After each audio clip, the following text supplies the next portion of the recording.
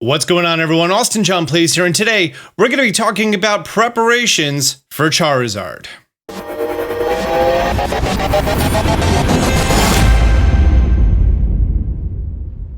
First, let's go over all the information that we have from the Pokemon Company about this event. It's going to happen December 1st. He's going to be a Dragon Terror type. He's going to be a formidable foe. It's going to have the mightiest mark.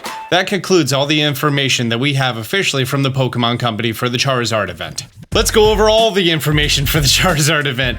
Charizard is not available in the base game of Pokemon Scarlet and Violet. This is going to be the first opportunity in which it is going to be obtainable. It is not registerable in the Dex. It is considered a transfer-only Pokemon, and when Pokemon Home is updated, as well as the game next year, we are going to have the ability to take our Charizards from Pokemon Home and bring them in the game, vice versa. Fire and Flying, Terror type is going to be Dragon. It's going to have the mightiest mark. There are two events. It's going to be held Thursday, December 1st through December 4th, and it's going to then go away and then come back December 15th through 18th. So this is kind of what I'm considering the early adopter challenge, because you would have had to have gotten the game at release and then get your team ready for this level 7 raid.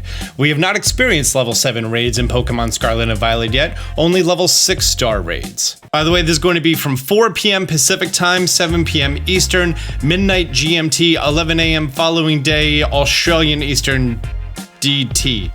Whatever that stands for. Now, Charizard being the first 7-star raid, there are some things that we know, there are some things that are most likely accurate, and there are some things that we have no idea. First of all, we know for a fact that level 6-star raids have 25 times the health meter, and that kind of goes in proportion between the previous star raids, so we are going to assume that a level 7 Charizard raid is going to have 30 times his original health. In addition to that, as far as individual values or IVs, we know that 6-star raids guarantee 5 max IVs, so we are going to assume at this point that a 7-star raid is going to be 6 perfect IVs, a perfect Pokemon. We know that 6-star raids are level 90 Pokemon. We are assuming that 7-star raids are level 100 Pokemon.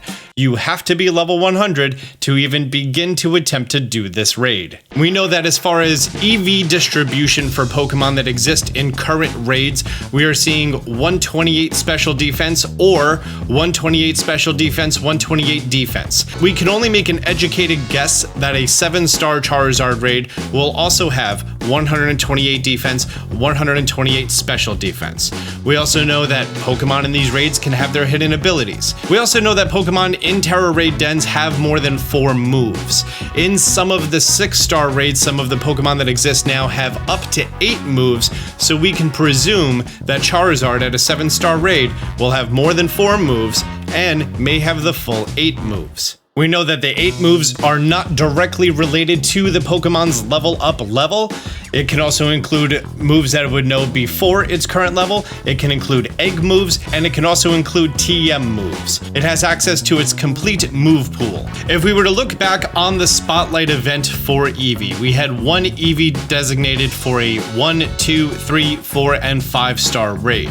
Every 5-star Eevee that you came across would have a random Terra type, but it would always have these 4 moves, and it would always have these appropriate drops. Now here's the thing, we do not know if this 7-star event is going to be one single Charizard with 8 predetermined moves, or if there's going to be a variety of them. We may be looking at 5, 6 different builds of Charizard that we have to go up against. If we were to look back to Pokemon Sword and Shield with the Wild Area events, at the Mewtwo event, we saw that there were 3 different types of Mewtwo that all had different builds. So this is something that we have seen before. So the idea that they would come over with several different types of Charizard builds is not out of the question, which is good for us, because maybe some of them have some counters, and then you can find a specific build that can work for that one specific Pokemon. And right here is a list of all the information that was data mined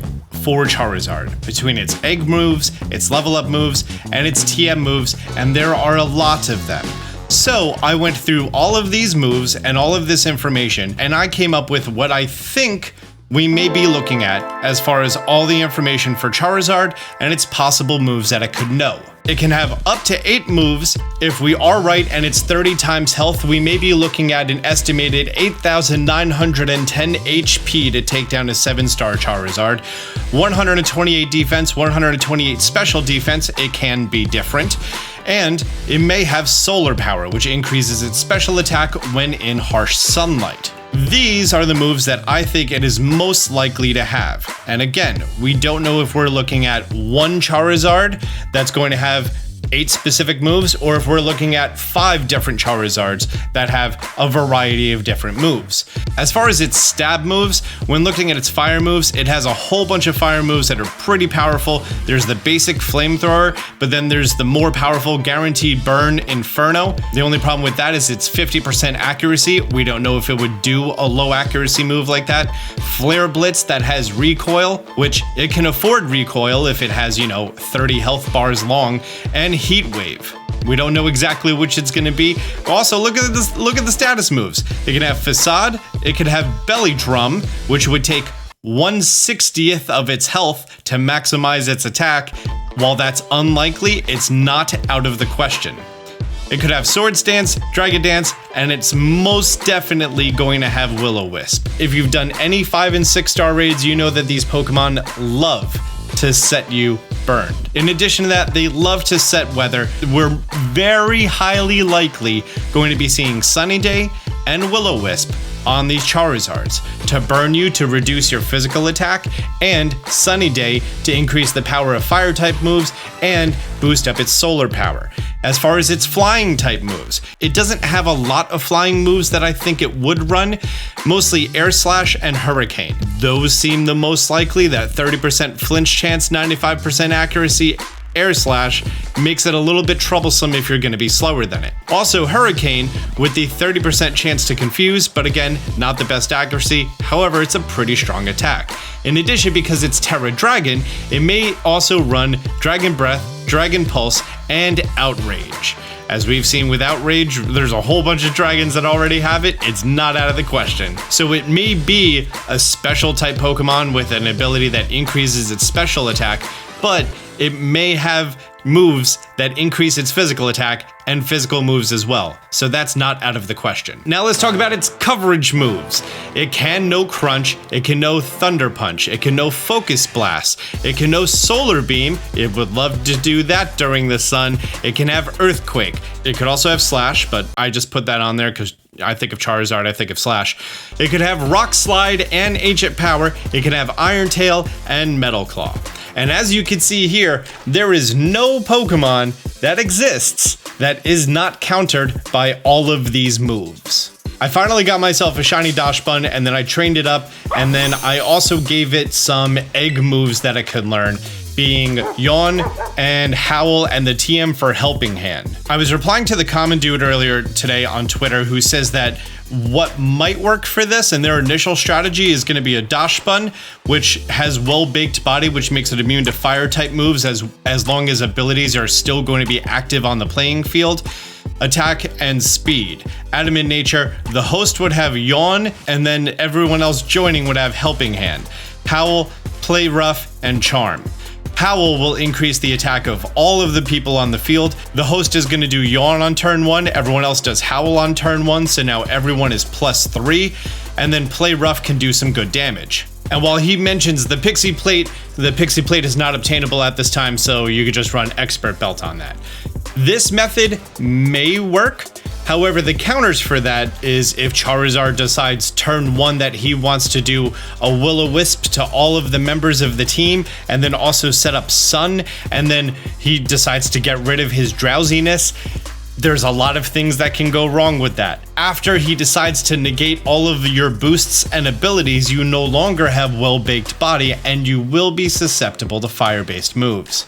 Oh, he's sleeping by my feet. She's sleeping by my feet. She's a good girl. Skiddo's very excited. Now, my Azumarill that I've been running for quite a while, with huge power, There is a big downside to huge power, which is the same downside of well-baked body, which is when the Pokemon decides to negate your boosts and abilities, you not only lose your +6 from Belly Drum, you also lose your huge power. So now your physical attack isn't doubled anymore. It's hard to get status conditions and other things to stick while the shield is up. Iron Moth has Acid Spray, which sharply lowers the opponent's special defense, and I believe people are saying that that works during the shield because it is a damaging move and that's the secondary effect, and the secondary effect can stick during a shield in the same way that Golden Go can have a status condition if it's a secondary effect, like being frozen from a blizzard. Did I say my water Azumarill? I meant my fairy one.